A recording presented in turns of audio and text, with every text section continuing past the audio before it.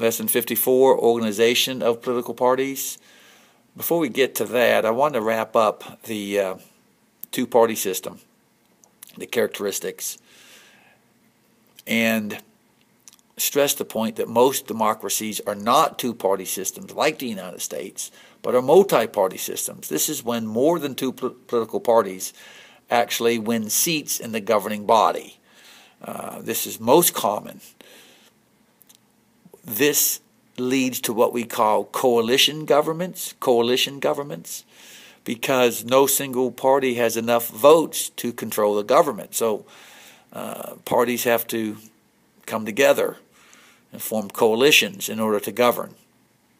In France, an example of a multi-party system, you have all these different political parties which actually have won seats in the National Assembly. Same is true for England. Take a look at their parliament. It's made up of multiple political parties rather than just two. So a two-party system is really quite rare in democracies. Now, there are advantages to a two-party system. They're more stable. They're big tent parties, meaning they have broad coalitions within each party. Sometimes that can make it difficult to govern, though, within the party. You don't get a whole lot of party loyalty from time to time because of there's different wings within each party. But you always have a majority party in a two-party system. You always have a governing party because one party always has the majority. So that leads to accountability. You get things done. Of course, disadvantages for voters is there's less choice. That's the biggest criticism. Parties have to appeal to so many people. So what do they stand for? You know, because they try to become big tent parties. What do you stand for? Parties can fragment because of the various wings within each party. And oftentimes, because you always have a majority party, they're less willing to work with the opposition party. That happens quite frequently in our system, actually. The advantages of a multi-party system in which more than two political parties win seats in the governing body is more choice for voters, more defined ideology in each party. They need to form coalitions and reach a consensus in order to have a majority. Therefore, you're more willing to compromise. The disadvantages of a multi-party system, they're less stable, very narrow ideologically. It's hard to form coalitions and reach consensus.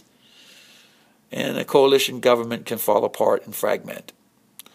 So like anything else, there's advantages and disadvantages. A few countries have a one-party system, but these are not democracies.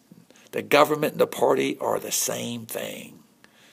Examples today would be North Korea with the Workers' Party of Korea, in China, the Communist Party of China, in Syria, the Arab Socialist Ba'ath Party, in Vietnam, the Communist Party of Vietnam.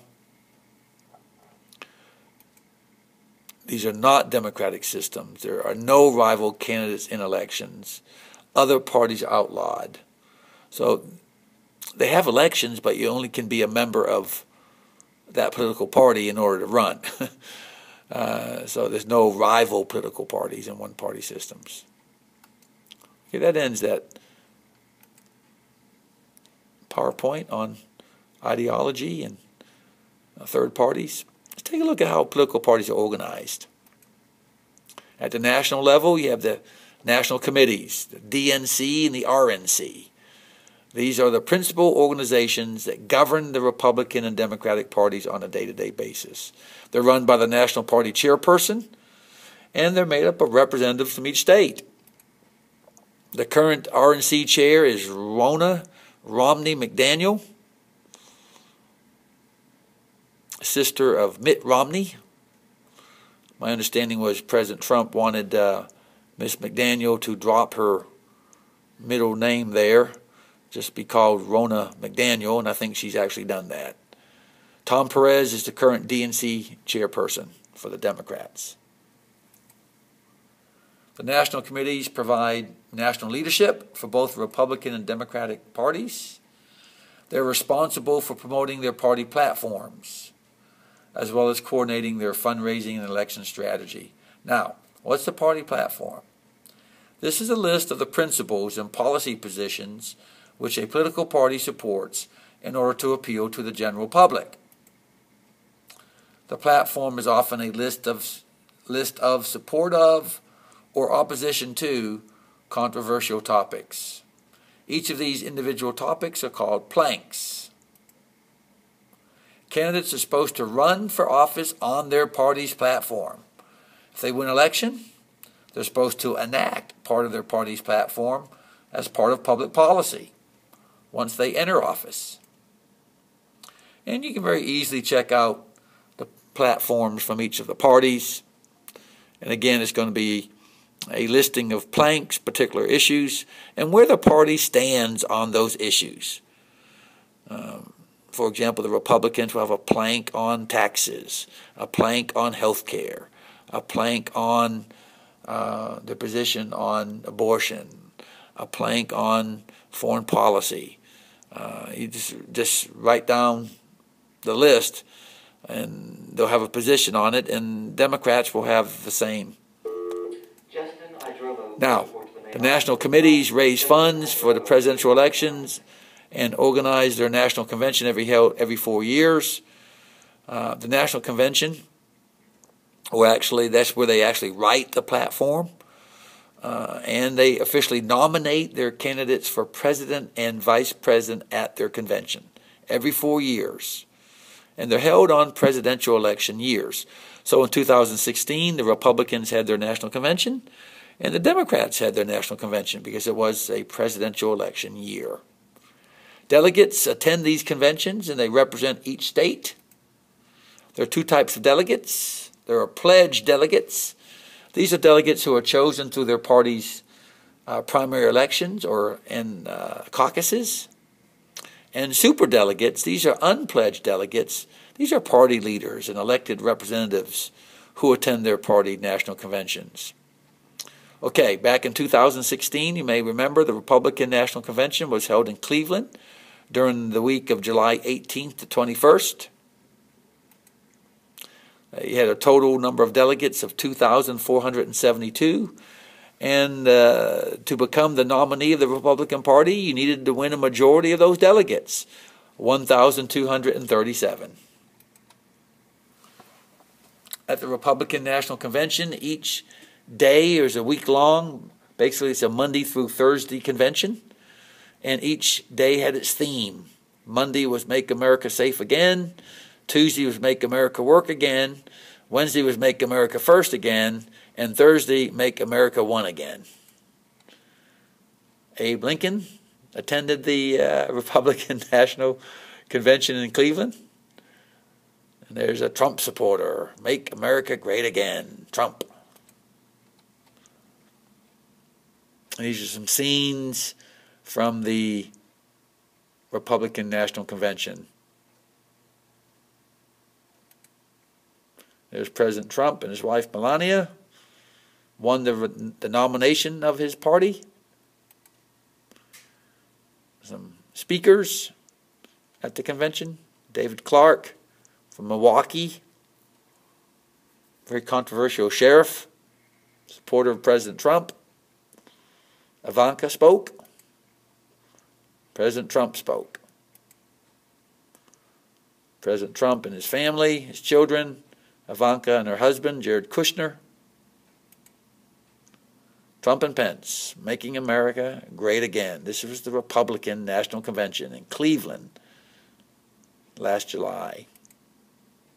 The ticket, Donald J. Trump and Mike Pence. Trump-Pence. Have a big celebration after he gives his final speech on that Thursday night. Balloons drop. Now, the party that holds the White House has its convention second. So since President Obama was a Democrat, the Democrats got to go second after the Republican National Convention. And going second has its political advantages. You get to respond to maybe comments that were made during the previous convention.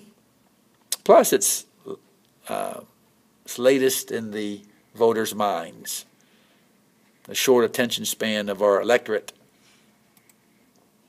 The Democrats got to go after the Republicans in July 25th to 28th, and their convention was held in Philadelphia, Pennsylvania. They had a total of 4,763 delegates, so you had to win 2,382 to win the Democratic nomination. You had a lot of superdelegates. These were the ones, again, the superdelegates are not pledged to a particular candidate. And so these superdelegates played a big role in the Democratic National Convention. Bernie Sanders gave a speech, I believe, on Monday. He won lots of delegates and caucuses to the convention, but did not win the nomination. But they came together, Senator Sanders and Secretary Clinton. First Lady Michelle Obama spoke at the convention, as did the Khan family. You may have remembered that moment. President Obama spoke, throwing his support behind his Secretary of State, former Secretary of State, just in the first term, Hillary Clinton, and her husband, former President Bill Clinton. And the ticket, Tim Kaine, was the running mate for Hillary Clinton. At the state and local level, the organization is similar. You have state committees, Patsy Keever, state Democratic chair, and Robin Hayes, the state GOP chair. They work to elect candidates for both state and national offices from North Carolina. Then you have local committees. They work to elect local, state, and national candidates. And you can definitely contact your local Democratic Party and your local Republican Party if you want to get involved in politics and support your party. The precinct is a division of a city or county that contains a specific number of voters. All voters use the same polling place within the precinct. And to find out which precinct you live in, you can very easily Google that information. When you register to vote, you will be assigned your precinct. And political parties don't work unless you have a strong grassroots network. These are non-paid supporters who build the party at the neighborhood level. You got to have a strong grassroots for a political party. These are politically active, ordinary citizens who volunteer their time to help out the political parties. They do grunt work for the parties. They may put up campaign signs, distribute campaign literature, man the phone banks, make telephone calls, in other words. And any campaign depends strongly upon the grassroots network.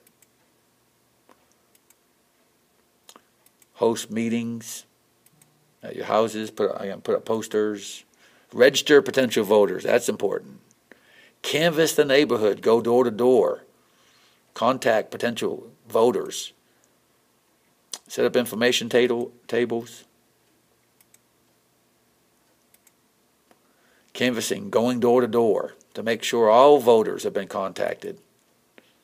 It's very important for political parties to do in political campaigns. Again, this is part of the grassroots network. A strong grassroots is essential for any successful political party.